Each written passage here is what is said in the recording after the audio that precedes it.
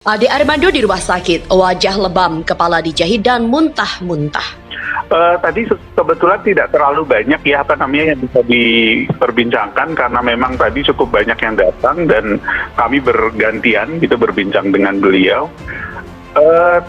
Ya mungkin kondisinya kita masih menunggu dalam beberapa hari ke depan karena sepertinya luka di bagian kepala cukup parah dan tadi beliau beberapa kali muntah gitu ya. Kita masih menunggu lah pantauan, semoga dalam beberapa hari ke depan beliau akan semakin baik, tapi secara umum beliau masih bisa berkomunikasi dengan baik, masih bisa mengobrol dengan biasa gitu. Hanya saja memang kondisi fisiknya terutama di bagian kepala dan wajah itu sangat luka cukup parah gitu. Saya mikir ada ribuan sarjana yang lahir dari tangan Ade Armando karena Ade Armando sepanjang karirnya adalah selain sebagai wartawan, dia juga sebagai dosen komunikasi.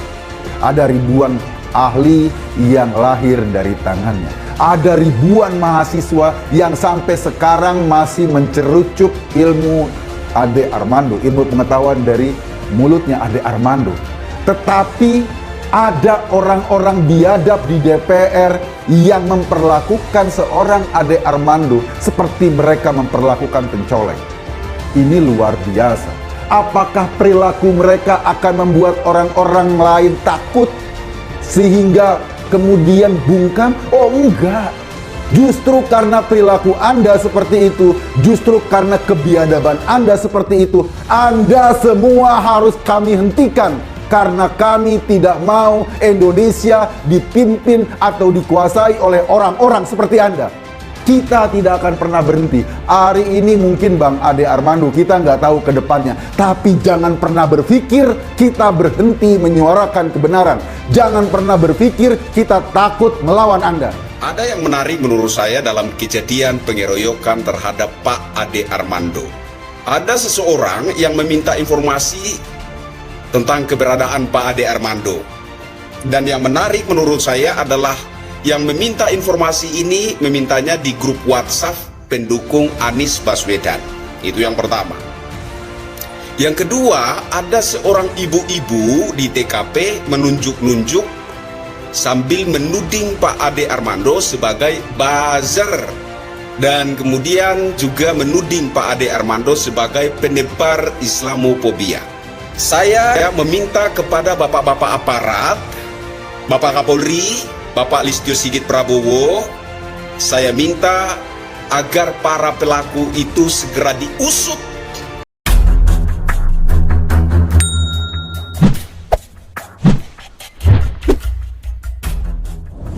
Kondisi Ade Armando yang mendapat kekerasan fisik saat demonstrasi mahasiswa di depan gedung DPR RI pada Senin disebut sempat muntah, kepala dijahit. Kendati demikian, Ade Armando masih dapat diajak berbicara baik dengan dokter maupun rekan-rekan yang menjenguknya di rumah sakit. Sigit Widodo, rekan Ade Armando di Pergerakan Indonesia untuk Semua atau PIS, mengabarkan Ade saat ini sudah dibawa ke ruang High Care Unit atau HCU. Ade dibawa ke ruang HCU tepat pukul 21 untuk mendapatkan perawatan lebih lanjut, di mana ada luka yang cukup parah di bagian kepala dan mukanya lebam. Meski luka parah, tapi Ade masih bersemangat dan bisa diajak berbicara dengan baik. Di mana tepat pukul 21, beliau dipindahkan ke HCU. Lelaki yang juga juru bicara Partai Solidaritas Indonesia ini mengabarkan Ade sempat muntah-muntah. Kepalanya juga mendapatkan jahitan. Hanya saja Sigit tak tahu berapa jumlah jahitan itu. Sigit yang datang menjenguk ke rumah sakit bersama beberapa rekannya mengatakan bahwa Ade tak akan menyurutkan langkahnya di pergerakan usai peristiwa naas itu. Sejumlah peserta demo 11 April mengeroyok dosen Universitas Indonesia Ade Armando di depan gedung MPR DPR Senayan yang berujung kondisi luka parah. Tempo yang menyaksikan langsung aksi pengeroyokan itu melihat Ade menangis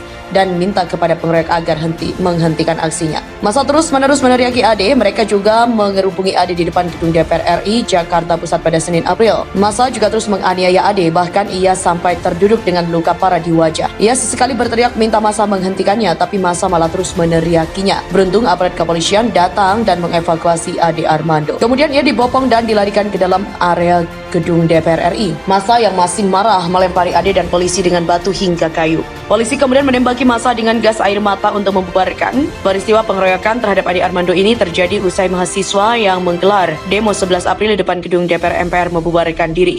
Ade dikeroyok oleh massa yang berpakaian serba hitam dan tak mengenakan atribut kampus. Belum diketahui kondisi Ade saat ini, namun Polda Metro Jaya telah menangkap sekitar 30 orang yang diduga sebagai pelaku pengeroyokan. Aksi demo 11/4 kemarin masih menyisakan cerita, terutama tentang pengeroyokan yang dilakukan oleh segerombol iblis berbaju manusia terhadap dosen dan pegiat media sosial Ade Armando. Ya, kejadian pengeroyokan ini begitu viral dan juga mencuat di lini media, massa sosial, dan bahkan pemberitaan di media televisi dan media mainstream. Bahkan beritanya menenggelamkan aksi demo itu sendiri yang memang dari awal sudah diduga akan disusupi oleh gerombolan kadrun pengasong agama yang tujuannya pun hanya satu, yaitu melengsarkan Jokowi. Sementara itu pihak MUI prihatin dan juga mengutuk kejadian itu. Statement MUI kali ini benar, namun bukan keluar dari wakil ketuanya si Engkong Anwar Abbas. Ketua MUI bidang fatwa Asrorun Niam prihatin dengan pengeroyokan Ade Armando dalam demo 11 April di depan gedung DPR. Ia juga menyayangkan kegiatan penyampaian aspirasi mahasiswa dinodai dengan tindakan anarkis terhadap Ade Armando. Sejumlah massa mengeroyok Ade Armando mengucapkan la ilaha illallah. Bahkan di video lain ada yang bersorak jika darah Ade Armando itu halal untuk dilakukan kekerasan. Asrorun tak setuju dengan tindakan itu. Dia mengatakan tindakan menegakkan kebenaran atau amar ma'ruf harus dilakukan dengan cara yang benar dan tidak anarkis seperti kejadian tersebut, apalagi mencelakakan orang. Ia meminta semua pihak untuk menahan diri dari caci maki dan sikap saling tuduh. Tindakan pengeroyokan ini memang keterlaluan. Mereka menuduh Ade Armando sebagai buzzer, penguasa dan juga penista agama, sehingga halal darahnya bagi penegakan amar ma'ruf nahi mungkar. Meneriakkan lafal tahlil sambil menginjak-injak beliau sembari memelototi rencananya. Yang mereka lakukan itu nyamar ma'ruf nyambi mungkar.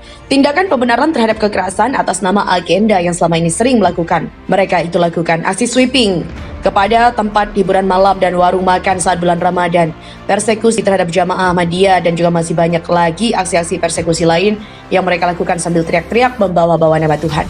Dan terbaru, aksi mereka juga menjaga baliho residivis Imam Jumbo di Madura sambil teriak takbir dan membawa celurit. Kelakuan mereka ini sesungguhnya yang menista agama. Kelakuan mereka inilah yang sebetulnya memiliki muatan politis untuk menggulingkan pemerintah yang sah.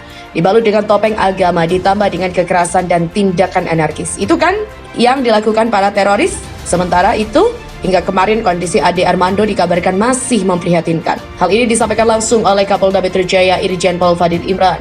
Ade Armando kini tengah menjalani perawatan intensif di rumah sakit. Kapolda Metro Jaya menyebut Ade Armando terluka di bagian kepala dan Ade sudah mendapatkan pertolongan dari dokter rumah sakit. Di mana saat ini tim dokter PMJ juga sudah membawa beliau ke rumah sakit dan sudah mendapatkan pertolongan tim dokter rumah sakit. Fadil memastikan pelaku penganiayaan terhadap dosen sekaligus pegiat media sosial Ade Armando bukanlah mahasiswa. Ade Armando mengalami luka akibat aksi kekerasan itu. Pak Kapolda yang terhormat, bukti kuat berupa rekaman video dan juga puluhan orang